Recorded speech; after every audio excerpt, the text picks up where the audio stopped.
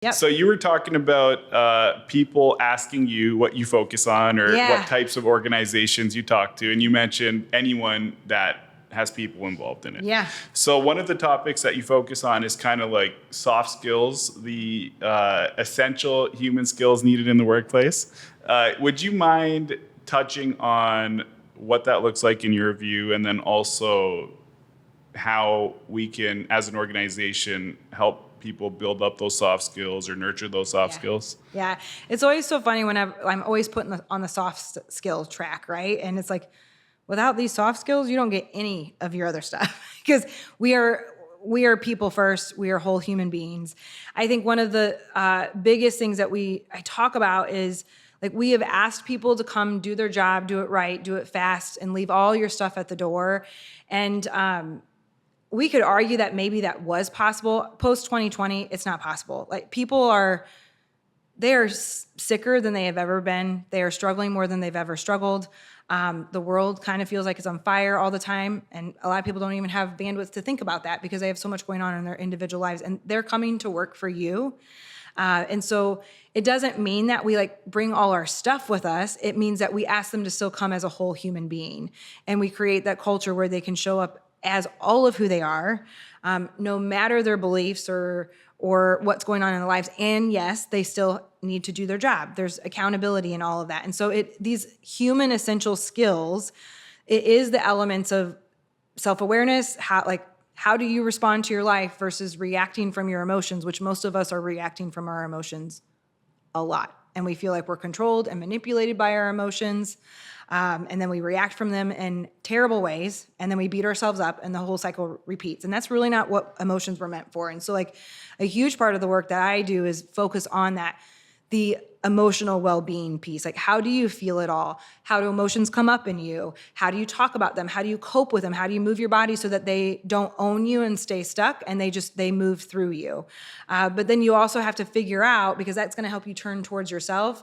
So then how do you turn towards other people? So it's all in the communication skills, keeping language curious. It's in meeting people with empathy, like true empathy, not what people think empathy is. And because that really comes down to vulnerability. And so like we have to bring these skills back so that we can reconnect with one another, because change and healing and growth only take place in connection. And most of us we just don't know how to connect anymore. Part of it is because we're so connected on our phones that we're disconnected in real life. And so we have to kind of bring all of that back. Because people who feel like they're connected, they feel like they're seen and like they matter. And people who feel like they are seen and matter at work, they work harder for you. And you keep good talent. And right now it's really hard to keep good talent.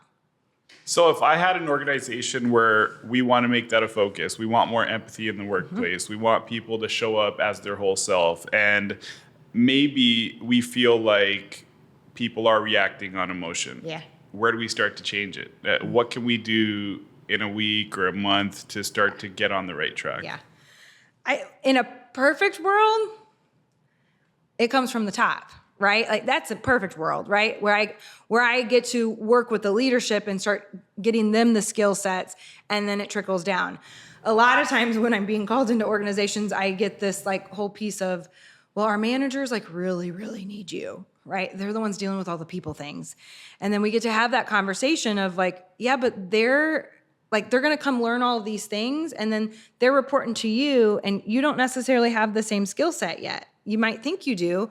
So what would it be like to do some of this work all together? Whether or not I'll have some companies that'll be like, we're going to do a book study before we bring you in. And I usually say, okay, good luck with that. Call me when it doesn't work. Because people are really, they're not doing books. They want to feel poured into. And so like really when I work with organizations, I always tell people basically what I can do is I can design whatever we can kind of dream up based on how much time are you going to invest? What is your budget? We can work with budget. Who do you want? Who do you need to be in the room? What are their pain points? What are their goals? What are their biggest struggles? And then I can kind of design things, whether or not it's just that introduction keynote, or it's a series of workshops, or a half-day workshop, or a full-day retreat, or a 3-day training. There's so many different ways to do it. And it's just basically like, how deep do you want to go? Because you can, I always tell people, I get messages still. I bet at least once a month on a keynote, someone will say, I saw you in a 90-minute keynote a year ago, and I still do something that you taught me from that keynote. Like, it changed everything. It was just a keynote. So I always kind of tell them, like, imagine what it would be like if you came to a full training with me, because that's like 3 days. And so there's just a lot of different ways to do it. And so I always tell organizations, like, where do you want to begin? And for a lot of organizations right now, where is the most pain at? Because there's a lot of pain right now in organizations. And so, like, do we need to focus it on, like, we're struggling to trust each other because no one trusts anybody right now. And so how do we help them learn that you can actually build trust with yourself and other people again, even if it's been broken? And so do you start there on topics, or do you just need them to learn how to, like, manage? I'm doing a lot of, like, navigating change and uncertain times, which all of that stuff comes back to your self-awareness. That's just because that's all that's in your control. So I'm doing a lot of those workshops right now.